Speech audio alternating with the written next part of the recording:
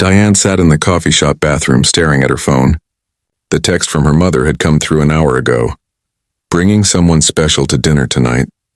Hope you'll be there with a date. You're not getting younger, you know. Diane was 56, successful, accomplished, a hospital administrator who made important decisions every day. But apparently, none of that mattered to her mother without a man on her arm. She'd tried to decline.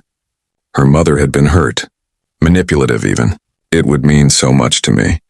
Just one evening, Diane, for me. So Diane had agreed, and then panicked. She had no date, no prospect of a date, no man in her life except for her ex-husband, who'd remarried years ago and seemed infinitely happier without her. Diane scrolled through dating apps. Nothing. Called 3 friends, who might have a single brother or nephew. Nothing. She was going to humiliate herself. She was going to sit at her mother's dinner table, alone, while her mother's new boyfriend and his son looked at her with pity. That's when desperation took over. Diane looked in the mirror, smoothed her hair, and walked back into the coffee shop with a plan that was ridiculous but felt like her only option. The ask. There was a man sitting alone at a corner table. He was around her age, maybe a few years older. Salt and pepper hair, kind eyes behind expensive glasses. He was reading something on his phone, nursing an espresso. Diane took a breath and walked over. I know this is going to sound absolutely insane, she began, then stopped. Actually, it's definitely insane, but I'm going to ask anyway.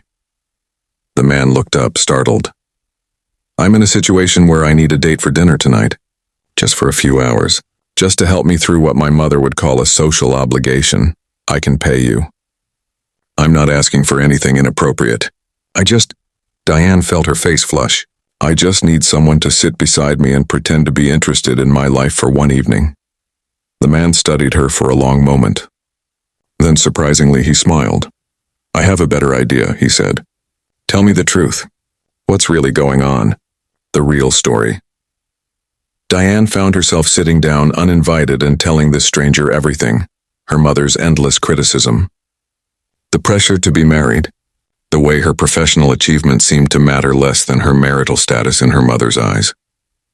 Her father had passed away 5 years ago, and her mother had become increasingly difficult, increasingly focused on Diane's failures in love.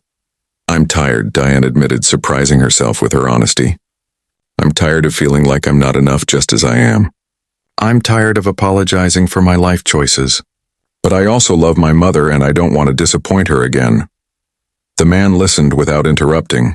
When she finished, he extended his hand. My name is James and I'll do it.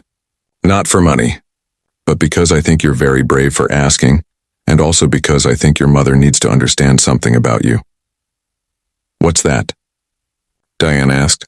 That you're worth knowing for who you actually are, not for who you think you need to be. An unexpected evening. James was the perfect date. Attentive without being intrusive. Charming without being false. He asked questions about Diane's work at the hospital, listened intently and asked follow-up questions that showed he was genuinely interested. Diane's mother noticed immediately. He seems nice, dear.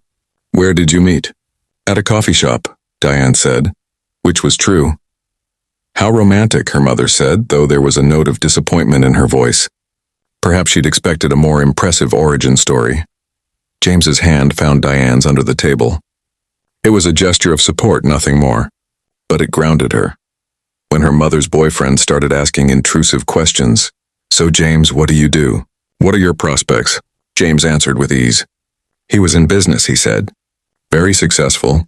But what he really wanted to talk about was how remarkable his companion was. Diane has probably told you about the new trauma center at her hospital, James said. She spearheaded the entire process.